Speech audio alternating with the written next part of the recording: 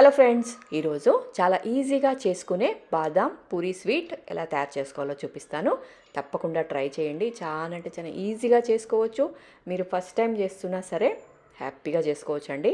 So మనకు వచ్చేది సంక్రాంతి పండుగ కాబట్టి ఇలాంటి సింపుల్ స్వీట్స్ చేసుకోండి. తొందరగా కూడా అయిపోతుంది, అలాగే ఈజీగా కూడా చేసుకోవచ్చు. సో ఇంకెందుకండి ఆలస్యం, తప్పకుండా ట్రై చేయండి. ఇది ఆల్రెడీ మన ఛానల్లో అప్లోడ్ చేశాను.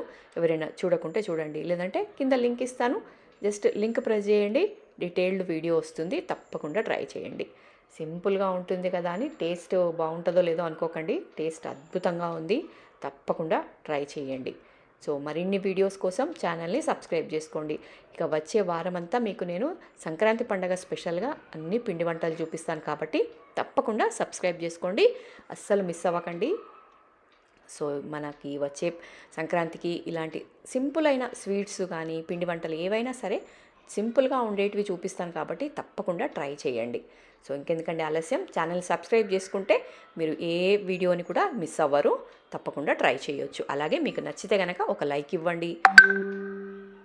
మీ ఫ్రెండ్స్ అండ్ ఫ్యామిలీకి కూడా తప్పకుండా షేర్ చేయండి.